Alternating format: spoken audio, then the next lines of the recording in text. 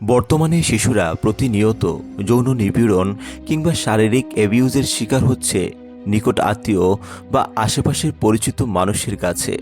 আর এটা হচ্ছে শুধুমাত্র বাবা মায়ের অজ্ঞতা এবং বাচ্চাদের সচেতন না করার জন্যে। এর ফলে আপনার শিশুর ভবিষ্যৎ এখানেই ধ্বংস হয়ে যাচ্ছে। তাই আপনার শিশুর নিরাপত্তায় এই কাজগুলো করছেন তো? আপনার শিশুকে কারো কোলে বসতে দিবেন না। সন্তানের বয়স 2 বছরের বেশি হলেই তার সামনে আর আপনি কাপড় চোপড় পাল্টাবেন না। প্রাপ্তবয়স্ক কেউ আপনার শিশুকে উদ্দেশ্য করে বলছে আমার বউ কিংবা আমার স্বামী, এটা অ্যালাউ করবেন না। আপনার শিশু যখন বলছে সে খেলতে যাচ্ছে, কোন ধরনের খেলা সে খেলছে সেদিকে লক্ষ্য রাখুন। উঠতি বয়সী বাচ্চাদের মধ্যে অ্যাবিউজিং প্রবণতা পাওয়া যায়।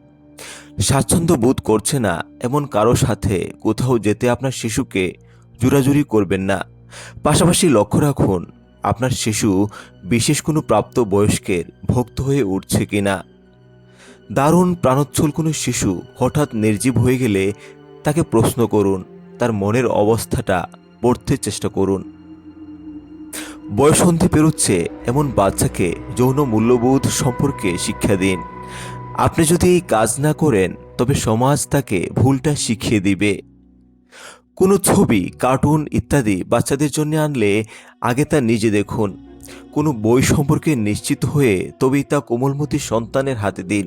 আপনি নিশ্চিত হন যে আপনি প্যারেন্টাল কন্ট্রোল অপশন অ্যাক্টিভেট করে রেখেছেন কেবল নেটওয়ার্কে, বিশেষ করে সেই সমস্ত নেটওয়ার্কে যেখানে আপনার শিশু প্রায়শই ভিজিট করে।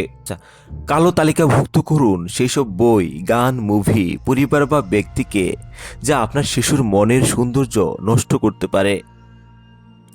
আপনার শিশুকে ভিড়ের বাইরে গিয়ে দাঁড়ানোর মূল্যবোধ শেখান। আপনার শিশু যদি কারো সম্পর্কে অভিযোগ করে তবে দয়া করে বিষয়টি নিয়ে মুখ বুজে থাকবেন না। মনে রাখবেন আপনি হয় বাবা মা হবেন 2 দিন বাদে।